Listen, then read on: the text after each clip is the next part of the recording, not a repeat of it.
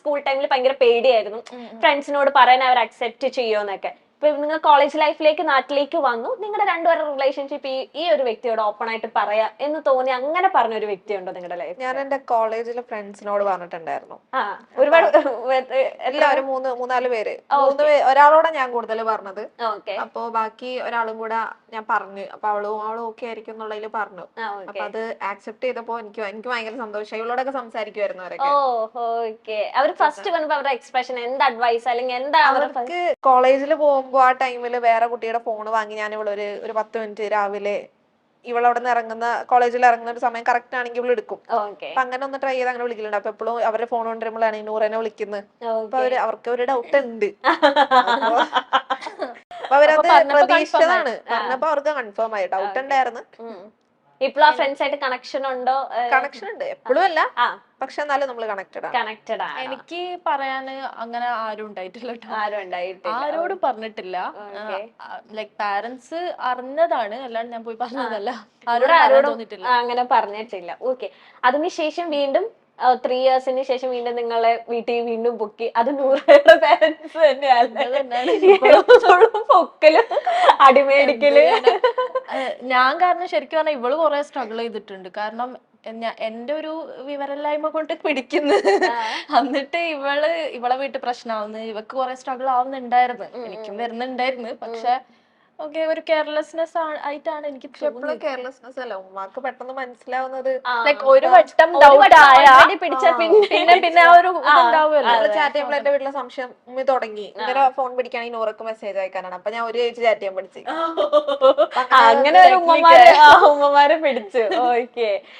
ഇപ്പം ഏറ്റവും കൂടുതൽ ഒരു പക്ഷേ ഇപ്പൊ ഞാൻ ന്യൂസും ഇതെല്ലാം വായിച്ചപ്പോഴത്തേനും നിങ്ങളെ കുറിച്ച് ഞാൻ റിസർച്ച് ചെയ്തപ്പോ എനിക്ക് മനസ്സിലാക്കിയത് നൂറയുടെ പേരൻസ് ഭയങ്കരമായിട്ട് ആദിലയുടെ പേരൻസിനോട് പുഷ് ചെയ്യുന്നുണ്ടായിരുന്നു, ഇങ്ങനെ മാറണം. ഇപ്പൊ അങ്ങനെ ഉണ്ടായിരുന്നില്ലെങ്കിൽ ആദിലയുടെ പേരൻസ് അക്സെപ്റ്റ് ചെയ്യുമായിരുന്നോ? നൂറയുടെ ഫാമിലിയും കൂടെ സപ്പോർട്ട് ആയിരുന്നെങ്കിൽ ആദിലയുടെ പേരൻസ് സപ്പോർട്ട് ചെയ്യുമായിരുന്നോ? എനിക്ക് തോന്നിയിട്ടില്ല. ഓക്കെ. ഇവയുടെ കാര്യം ലൈക്ക് അവിടെ റിലീജിയന്റെ ഒരു പ്രശ്നമുണ്ട്. ഇപ്പൊ നമ്മള് റിലീജിയനും എല്ലാതും മാറ്റി വെച്ചിട്ട് ഒരു മനുഷ്യനായിട്ട് തിങ്ക് ചെയ്യുകയാണെങ്കിൽ മേ ബി ആക്സെപ്റ്റ് ചെയ്തേനെ. പക്ഷെ എല്ലാവരും ഇവിടത്തെ ഇത് എങ്ങനെയെങ്കിലും ആ ഒരു സെറ്റ് ഓഫ് റൂൾസിലൂടെ ജീവിച്ചിട്ട് വേറെ ജീവിതത്തിലാണല്ലോ, പരലോകത്തെ ജീവിതത്തിലോട്ട് കോൺസെൻട്രേറ്റ് ചെയ്യുന്ന ആൾക്കാരോട് പറഞ്ഞിട്ട് അതൊരു സെറ്റ് ഓഫ് ആൾക്കാരുടെ വിശ്വാസം, അതിലൊന്നും പറയാൻ പറ്റൂല. അത് മാത്രമല്ല ഫാദറും ഭയങ്കര മെയിൽ ഷോനിസ്റ്റ് ഒക്കെ ആയിട്ടുള്ള ഒരാളാണ്. ഇവൻ നമ്മള് പുറത്ത് പഠിച്ചോണ്ട് നാട്ടിലോട്ട് വന്നപ്പോ ഡോക്യുമെന്റ്സിൽ കുറച്ച് പേരൊക്കെ വ്യത്യാസം ഉണ്ടായിരുന്നു. അപ്പൊ ജോലിക്കൊക്കെ ഇതാകണ എനിക്ക് പേരെല്ലാം കറക്റ്റ്, എനിക്ക് ഡോക്യുമെന്റ്സ് ഒക്കെ ഒന്ന് നമ്മൾ ഇറങ്ങുന്നതിന് മുന്നേ ക്ലിയർ ആക്കണമെന്നുണ്ടായിരുന്നു. അപ്പൊ അതിനൊക്കെ വേണ്ടി ഞാൻ ഇങ്ങനെ അക്ഷയയിലൊക്കെ പോകുമ്പോൾ നീ എന്തിനാ അതൊക്കെ പേരൊക്കെ മാറ്റണം, എന്തായാലും കല്യാണം കഴിക്കാൻ പോണേട്, ജോലിക്കൊന്നും പോകില്ല, പിന്നെ എന്തിനാ അങ്ങനെയൊക്കെ ഉള്ളൊരു കല്യാണം എന്നല്ലാതെ വേറെ ഒരു ഇതില്ല മൈൻഡില്. എന്റേത് അതിന്റെ എക്സ്ട്രീം ആയിരുന്നു. എന്നെ കെട്ടിക്കാൻ വെച്ച ഒരു വസ്തു തന്നെയായിരുന്നു. Okay, I was just an object, അങ്ങനെ വേണമെങ്കിൽ പറയാം. ലൈക്ക് ആൾക്കാരെ കൊണ്ടുവരുന്നു, എന്നെ കാണിക്കുന്നത്, ആൾക്കാരെ കൊണ്ടുവരുന്നു കാണിക്കുന്ന ആ ഒരു സെയിം പ്രോസസ് ഇങ്ങനെ നടന്നുകൊണ്ടിരിക്കുകയാണ് 3 ഇയേഴ്സ്. എങ്ങനെയോ ആണ് സ്ട്രഗിൾ ചെയ്ത് പോകുന്നത്. ഒരുപാട് സ്ട്രഗിൾ ഉണ്ടായിരുന്നു ബൈ ദ വേ. ഒരുപാട് ഈ സ്ട്രഗിൾ ചെയ്തതിന്റെ കൂട്ടത്തിൽ ഒരിക്കലും ആ മുറിവ് പോവത്തില്ല. നിങ്ങൾക്ക് ഇനി എത്ര ഹാപ്പിനെസ് നിങ്ങൾ എത്ര അച്ചീവ് ചെയ്താലും ആ മുറിവ് എപ്പോഴും മനസ്സിലുണ്ടാവും. അങ്ങനെ ഒരു മുറിവ് ഉണ്ടോ നിങ്ങളുടെ മനസ്സിൽ? അതെ, ഉണ്ടായിട്ടുണ്ട്. ഇപ്പോ ഞങ്ങളെ റിലേഷൻഷിപ്പിന്റെ മാറ്ററിൽ വെച്ച് പറയുകയാണെങ്കിൽ അങ്ങനത്തെ മുറിവുകൾ ഉണ്ടായിട്ടുണ്ട്. പാരന്റ്സ് തന്നിട്ടുണ്ട്. എന്താ വെച്ചാല് ഞങ്ങള് അത്രയും അവരെ ട്രസ്റ്റ് ചെയ്തിട്ട് ഞങ്ങളൊരു ചാൻസ് കൊടുത്തു. Okay, please try to understand us. ഞങ്ങൾക്ക് എന്താ പറയുക, നിങ്ങൾ പറയുന്ന തൊട്ട് ഞങ്ങൾക്ക് ആവാൻ പറ്റൂല. ഓക്കെ, എനിക്കിപ്പോ ഇവ ഇഷ്ടമാണ്, ഇവക്ക് എന്നെ ഇഷ്ടമാണ്. അതുപോലെ ഒരു തെറാപ്പി തന്നിട്ടോ ഡോക്ടറെ കാണിച്ചിട്ടോ ഒന്നും നേർക്കാക്കാൻ പറ്റുന്ന ഒരു കാര്യമല്ല. That is not something to be done. അപ്പോ ഞങ്ങൾ ട്രസ്റ്റ് ചെയ്തു, ഞങ്ങൾ ഒരു ചാൻസ് കൊടുത്തു. പിന്നെ അവിടെ കൊടുത്തെന്ന് പറയുമ്പോ ആൾക്കാര് തെറ്റിദ്ധരിക്കും, നമ്മളങ്ങനെ മക്കള് ചാൻസ് കൊടുത്ത് അങ്ങനെയല്ല. പാരന്റ്സിനെ ഞങ്ങൾക്ക് വേണം എന്നുള്ളൊരു ഇത് ഉണ്ടെന്ന് പറഞ്ഞു. അതായത് അവരാ വെറുപ്പിച്ച് അങ്ങനെയല്ല, കാര്യങ്ങളൊന്നും ഞങ്ങൾ ഓപ്റ്റ് ചെയ്ത ഒരു ഇതേ അല്ലായിരുന്നു. ഓക്കെ, ഞങ്ങൾ അതൊന്നും ഇല്ലാണ്ട് ഫുള്ളി ഓപ്റ്റ് ചെയ്ത ഓക്കെ, ഞങ്ങള് മുന്നോട്ട് പോവാം, ഇഫ് യു അണ്ടർസ്റ്റാൻഡ് അസ്. ഞങ്ങളത് പാടു നോക്കി ഞങ്ങൾ ജീവിച്ചോളാം, ജോലി ചെയ്ത് ആർക്കും ഒരു ശല്യമില്ലാണ്ട് ഞങ്ങൾ ജീവിച്ചോളാം. അതൊന്നും കേൾക്കാണ്ട് പിന്നെയും ഞങ്ങളെ സെപ്പറേറ്റ് ചെയ്യാൻ നോക്കി. അത് വലിയൊരു മുറിവാണ്. അതെപ്പോ ഇതാക്കിയാലും മാറില്ല. ഇപ്പൊ നിങ്ങൾ 12th വരെ സൗദിയിലായിരുന്നല്ലോ. അപ്പൊ ഈ കേരളത്തിലത്തെ ലോസിനെ പറ്റി, ഇവിടത്തെ ഇങ്ങനെയൊക്കെ പോയ ഇങ്ങനത്തെ ഒരു നിയമസഹായം ഉണ്ട്, അങ്ങനെയൊക്കെ നിങ്ങൾക്ക് നോളജ് തന്നത് ആരാണ്? കമ്മ്യൂണിറ്റിയുള്ള ആൾക്കാർ നോളേജ് തന്നിട്ടുണ്ടായിരുന്നു. നമ്മള് സ്റ്റാർട്ടിങ്ങിൽ കമ്മ്യൂണിറ്റിയിലുള്ള ആൾക്കാരല്ല, നമ്മൾ കുറെ റീസെർച്ച് ചെയ്തിട്ടുണ്ടായിരുന്നു. ഓക്കെ. പക്ഷെ കൂടുതൽ കാണുന്നത് ട്രാൻസ്ജെൻഡേഴ്സിന്റെ കാര്യങ്ങൾ നമ്മൾ കണ്ടുകൊണ്ടിരുന്നത്, ഇന്റർനെറ്റിലും പെട്ടെന്ന് അവൈലബിൾ ആയിട്ടുള്ളത്. അതല്ലാതെ നമ്മുടെ നാട്ടിൽ വന്ന നമ്മുടെ ലെസ്ബിയൻ, ആ, ഗേ അങ്ങനത്തെ അങ്ങനെ നമ്മൾക്ക് ഇതുണ്ടെന്ന് നമ്മള് വലിയൊരു പിന്നീട് ഐഡിയ അല്ലായിരുന്നു. അതിനൊന്നും തീരെ ഐഡിയ, ട്രാൻസ്ജെൻഡേഴ്സിന്റെ ഇത് മാത്രമേ ഉള്ളൂ നമ്മൾ അതെ അതെ കാണുന്നത്, അതെ അതെ വേറെ ഒന്നും സത്യം. ഇല്ലല്ലോ. ഇല്ല ഇല്ല. അപ്പൊ അങ്ങനെ കുറച്ചിങ്ങനെ റീസെർച്ച് ഒക്കെ ചെയ്ത് വന്നപ്പോ അത് കുഴപ്പമൊന്നുമില്ല, ലീഗലൈസ് ചെയ്തിട്ടുണ്ട്. നമ്മളും കുറച്ച് സ്റ്റഡീസ് ഒക്കെ നടത്തി, അങ്ങനെ നമുക്ക് മനസ്സിലായി. അപ്പൊ ഇത്രയും സ്ട്രിക്റ്റ് ആണല്ലോ, അപ്പൊ നിങ്ങളുടെ രണ്ടുപേരുടെ വീട്ടിൽ ഇത്രയും പൂട്ടിട്ട്, അപ്പൊ എങ്ങനെ ഒരു ഫസ്റ്റ് ഒരു മീഡിയ അപ്രോച്ചിലേക്ക് അതിലേക്ക് എങ്ങനെ എത്തിപ്പെടാം? കാരണം പേരൻസിന്റെ കണ്ണു വെട്ടിച്ച് വേണമല്ലോ നിങ്ങൾക്ക് ഓരോ കാര്യങ്ങളും ചെയ്യാനായിട്ട്. ഇവളാണ് ഫസ്റ്റ് ലൈക് മീഡിയയിൽ ഒരു ഞാൻ ആക്ച്വലി FB-ല് ഒരു വീഡിയോ ഇട്ടതാ, ഇൻസ്റ്റാഗ്രാമില്. അതിനുശേഷമാണ് നമ്മൾ മീഡിയയിലോട്ട് പോകുന്നത്. അപ്പൊ അവിടെ വന്നു, ലൈക്ക് ഞാൻ ഈ ക്യാമറയുടെ മുന്നിൽ ഫോട്ടോ എടുക്കാൻ വരെ എനിക്ക് ഭയങ്കര ബുദ്ധിമുട്ടുള്ള ഒരാളായിരുന്നു പണ്ട് ട്ടോ.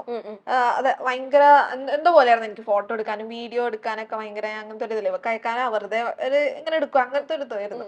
പക്ഷെ ആ ഒരു നേരത്ത് എനിക്ക് എന്ത് സ്ട്രെങ്ത്തിലാണ് ഞാൻ അത് പറഞ്ഞതെന്ന് എനിക്കറിയില്ല, ഇപ്പോഴും എനിക്കറിയില്ല. ലൈക്ക് ഇത്രത്തോളം അതിന്റെ ഇടയ്ക്ക് ഞാൻ അബ്യൂസ്ഡ് ആയിട്ടുണ്ട് ആ ഒരു ടൈമില്. പിന്നെ ഫാദറിന്റെ അബ്യൂസ് ഉണ്ടായിട്ടുണ്ട്. പിന്നെ വേറെ റിലേറ്റീവ്സ് ഉണ്ട്, എളാപ്പാന്ന് പറയുന്ന ആൾക്കാരുണ്ട്. അവരൊക്കെ മോശമായിട്ട് വാ നിങ്ങൾക്ക് ഹോട്ടലിൽ പോവാ, നിങ്ങൾക്ക് ഞാൻ വേണമെങ്കിൽ നിങ്ങളുടെ ഭർത്താവായിട്ട് നിക്കാന്നുള്ള രീതിക്കൊക്കെ സംസാരിച്ചിട്ടുണ്ട്. ഇവരെ വിചാരം അവര് കൂടെ കിടന്ന എന്തോ മാറും എന്നുള്ളൊരു സംഗതി. ഇതൊക്കെ നമ്മൾ കേട്ടും ഇത്ര അനുഭവിച്ച് വന്ന് നിൽക്കുമ്പോ എന്ത് സ്ട്രെങ്ത്തിലാണ് ഞാൻ പറഞ്ഞത് എനിക്ക് ഇപ്പോഴും അറിയില്ല. പക്ഷെ ആ ഒരു സംഭവങ്ങളൊക്കെ ആയിരിക്കും എന്നെ അങ്ങനെ ഷേപ്പ് ചെയ്ത് എനിക്കത് പറയാനുള്ള ഒരു സ്ട്രെങ്ത് തന്നതും അങ്ങനെയാണെന്നാണ് എനിക്ക് തോന്നുന്നത്. അതെ അതെ, ആ ന്യൂസിലൊക്കെ ഭയങ്കര മെച്യൂർഡ് ആയിട്ട് ഓരോ കാര്യങ്ങളും, അതിലാണ് ഏറ്റവും കൂടുതൽ, കാരണം നൂറേനെ ഇല്ലായിരുന്നല്ലോ, അപ്പൊ ഭയങ്കര മെച്യൂർഡ് ആയിട്ടാണ് സംസാരിച്ചത്. അപ്പൊ ഞാൻ ആ ന്യൂസ് വായിച്ചപ്പം ഒരുപാട് പേരെ കമന്റ്സ്, ഇപ്പം ഒരുപാട് ഞങ്ങൾ ഇങ്ങനെ ഇന്റർവ്യൂസ് ചെയ്യുമ്പോഴത്തേനും ഇപ്പൊ നമ്മൾ ഓരോ കാര്യങ്ങളും അടിയിൽ കമന്റ്സ് വരുമല്ലോ, നിങ്ങൾക്ക് ഇരുന്ന് ചിരിക്കാം, സ്വന്തം കുടുംബത്തിൽ വന്നാലാണ് ആ വേദന അറിയുള്ളൂ എന്നാണ് എല്ലാ ഇന്റർവ്യൂസിന്റെ അടിയിലും ഞാൻ കണ്ടത്.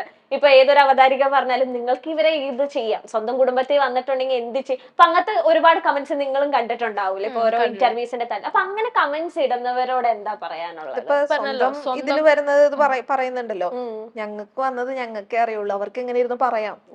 ഇപ്പൊ ഞാനും ഇവളോ ഗോത്രൂ ചെയ്ത് രണ്ടും എൻ്റെ ഡിഫറെന്റ് സാധനമാണ്.